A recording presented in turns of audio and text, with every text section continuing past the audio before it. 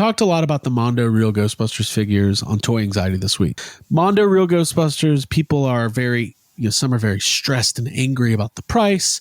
Other people are going, get over it. They're toys. They cost what they cost. You either get them or you don't. There's a lot of back and forth. We're not going to play in the mud. I'm excited about them. Nobody's sending me anything. I will be buying them day one. Might buy 2 sets. You never know. But somebody made a comment on YouTube that I thought was kind of interesting. One thing we and other toy tubers talk a lot about is that if price is an issue on a lot of these items, payment plans are available on a lot of different websites where you could break it up over like 4 months or 6 months or 7 months. This is not new. Sideshow does it.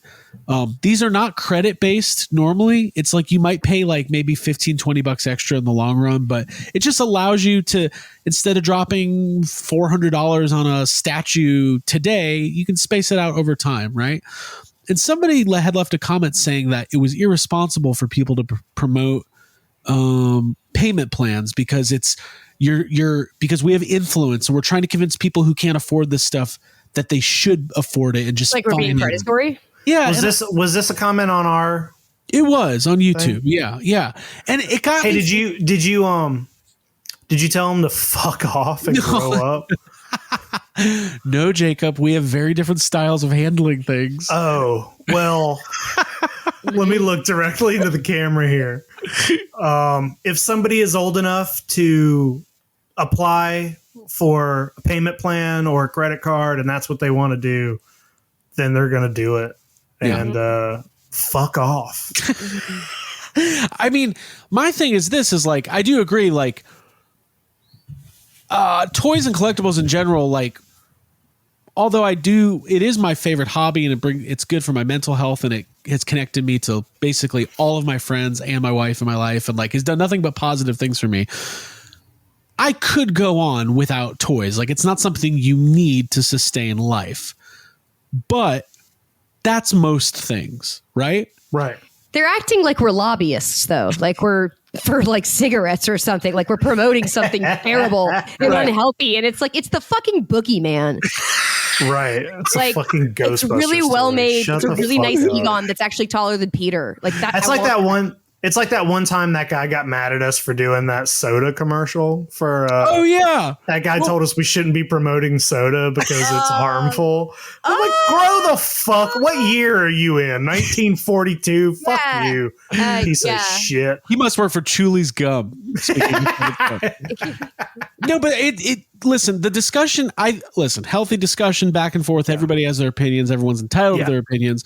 Some of the takes have been really interesting. That was one of the takes where I was like, man, like I use payment plans all the time. Even if I have the money, it's still it just makes it easy. It makes it easier. It makes it easier to manage. Like it's not that just because you're using a payment plan doesn't mean you can't afford the thing. It just like it makes it more widely available for people. Yeah, it's easier to use a payment plan and only, if you're only having to pay like $50 a month or something, it just makes it more manageable and it takes the stress off of other things. It's just easier. So, but also, I get it. Any financial analyst in the world would say it's a bad idea to do that, and it's also a bad idea to buy the thing. They also is not no, fuck them. Fuck any of those. This is a fucking toy look at our thing. Look behind you. Look at our thing. It's only a bad thing. It is only a bad thing if you can't keep up with your payments and you can't pay it off. And the money that you're spending on the toy is keeping you from paying your rent or eating or something. If you can do all that shit and buy his toys, there is nothing bad about that. And anybody who says it is are probably the same people who saying fuck is bad. Get those people out of your life because they're garbage. Naysayers, yeah. Fuck it, dude. Go full Fred Durst. Jacob's gonna surf out on like a side panel from the stage. Yeah, dude. No, you should. I like that you said I'm that. Just saying, it's like it's. No, we're not. Yeah, No, Another one of the weird takes, Ab, was listen, there's like 98 comments on our video that like it was one of our most viewed videos. I stopped reading them. yeah, I stopped. Right, I stopped too. But I was like, nice. We got so many comments. I can't wait to read. But another thing is people like a couple people were saying, because I don't want to talk about this on Toy Anxiety next week because of that. It's like I feel like YHS is a safer space. Yeah, this is a safe space. But like, Just don't want to talk about it with Ryan. Well, yeah, because he's worse than you. He'll say what he really feels. Yeah, and you can't edit the live thing. Right, you can censor me, which I hate, but you can't. No, but seriously, I saw some people saying that somebody called us wannabe journalists. There's no reasons for anybody to be bent out of shape one way or the other. These are the toys. This is how much they cost. You either say, I will buy them, or you will say, I won't buy them. My loyalty is to the brand of Ghostbusters. My loyalty is not to Mondo. My loyalty is not to Hasbro or NECA or Super 7. We have friends at all of these companies. My fandom is Ghostbusters.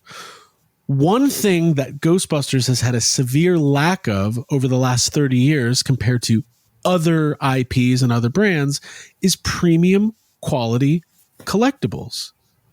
Guess what? I've never bought one Ghostbusters Spirit Halloween item because they're not for me. That's okay.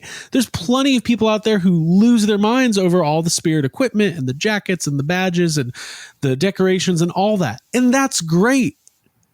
That's not my lane. I want high quality stuff, and that comes with a price point. That's just the way it is. Like, and that's across the board for all brands. And somebody made a really good point in the comments. I didn't think we were going to get into this, but it's fine. Somebody made a really great point. Like, if you're a Masters of the Universe fan, you have had 10 different options of Masters of the Universe action figures for the last 20 years. Super premium, mid-level, low-level, dollar store. Like, Ghostbusters, specifically Real Ghostbusters, hasn't had that. So this is the thing. Expensive, but I'm excited about them, and I'm going to buy them, and I'm going to display them, and a lot of people will, and other people won't. Some people will only get one set or two sets. Some people will buy the 2-pack and sell the figure and just keep the ghost. Like, everybody's collecting strategy, budget, and rules are completely different. Yeah. And that's what makes it fun. What makes it not fun are people who just lose their fucking minds and point the finger and say, you're wrong for doing this. You should be holding the toy companies accountable.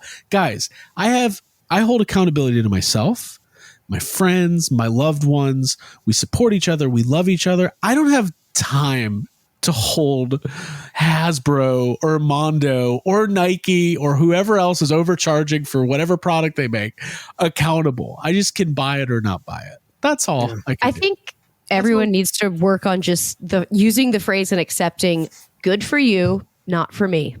I love that. That's good. That's an Amy Poehler quote from her book. Yes, please. But yeah, just to be like, good for you, not for me. Just not necessarily my thing, and move on. And that's a hard thing with the internet being what it is. Well, it is. And I think the problem is that it's a lot of people's thing, and the price point does carve out a very specific, it might not be in everyone's budget. Yeah. It's not in my budget, but I'm going to either sell something or save up money or do a payment plan. That's it. Yeah. And we're going to talk about them a lot over the next couple of months because I'm very excited about it. Okay. Yep.